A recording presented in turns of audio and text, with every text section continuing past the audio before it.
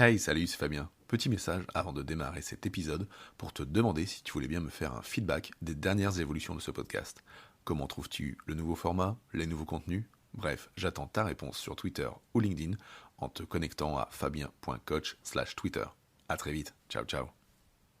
Combien de fois t'es-tu retrouvé le soir à te demander ce que tu avais fait ta journée et si tu avais été vraiment productif? Préparer ta journée donc dès le matin, c'est primordial pour être prêt à foncer sur tes vrais objectifs.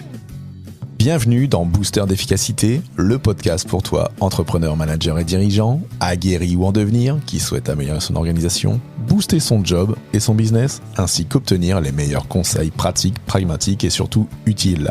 Je suis Fabien Muselet, coach professionnel, et dans chaque épisode, je traiterai d'un sujet seul ou bien accompagné pour t'aider à devenir le leader engagé, organisé et serein sans rogner sur ta vie perso. Avec Booster d'efficacité, chaque semaine, tu ne seras plus seul face à tes défis de leader de ton business. Je te souhaite une super écoute de ce podcast.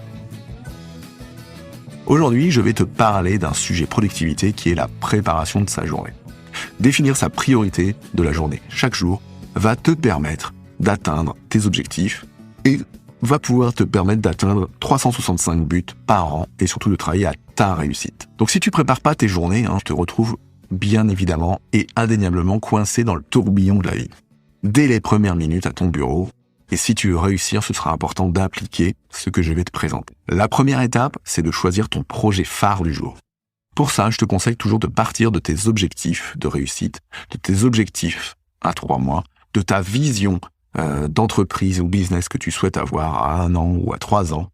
Et est-ce que, par exemple, tu veux créer ta boîte? Est-ce que tu veux terminer tel projet innovant? Est-ce que tu veux monter une entreprise à temps partiel? Est-ce que tu veux démarrer une nouvelle passion?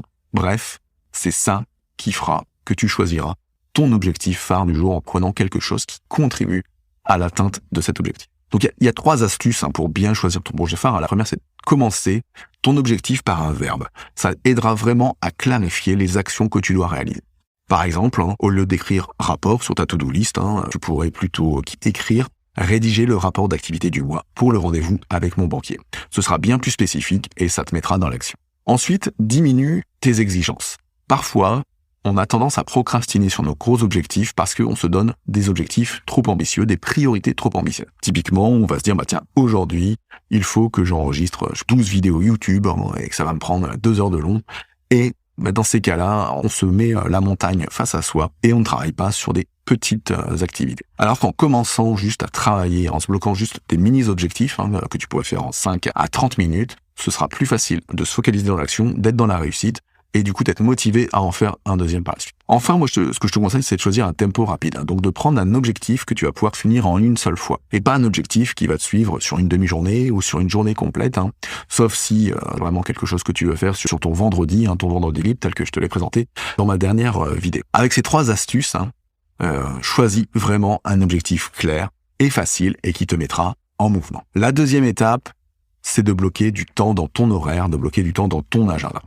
Parce que choisir ta priorité du jour, c'est bien, mais il va falloir trouver dans ta journée où tu vas pouvoir travailler dessus. Est-ce que c'est une priorité perso, et auquel cas tu pourras la faire que le matin avant d'aller au travail, que le midi et que le soir? Est-ce que c'est un objectif pro, auquel cas tu vas pouvoir l'intercaler quand tu veux dans ta journée? Est-ce que c'est un objectif d'entrepreneuriat? Est-ce que tu vas devoir faire ça le matin, l'après-midi, bref? Pour ça, il faut aller faire du time blocking dans ton agenda, les bloquer un créneau de temps. Et ce sera au sujet d'une prochaine vidéo. En tout cas, tu regardes dans ton agenda, entre tes réunions, tes rendez-vous clients, quel est le moment de ta journée qui est le plus propice à travailler sur ton objectif du jour. La 3e étape, qui peut être optionnelle, va être de te créer une liste de choses que tu devrais faire. Alors là, c'est pas une to-do list, c'est pas la liste des choses que tu as à faire pour aujourd'hui, c'est plutôt la liste des choses que tu devrais faire, toutes les choses qui vont venir t'encombrer l'esprit. Donc là, c'est de prendre 5 minutes pour aller coucher comme un vidage d'esprit, comme une vidange cérébrale.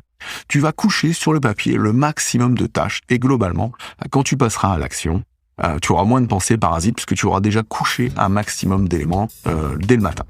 Et double bonus, toute cette liste de tâches, c'est des choses que tu as pu laisser traîner, des boucles ouvertes. Et donc en double bonus, tu auras déterminé et tu auras préparé pour plus tard ce qui encombre ton esprit pour le libérer et être dans l'action pour demain. Pour résumer, tu n'as que 3 petites étapes à tester. d'abord choisir ta priorité du jour, ensuite bloquer du temps dans ta journée pour travailler dessus, et finalement, de créer ta liste de choses que tu devrais faire. Voilà, tu n'as plus qu'à passer à l'action avec ce que je viens de t'amener dans cet épisode. J'espère que ça t'a plu, j'espère que tu vas mettre en place ça pour être en priorité sur toi dans ta journée. Je te souhaite une bonne journée et je te dis à très vite. Ciao, ciao.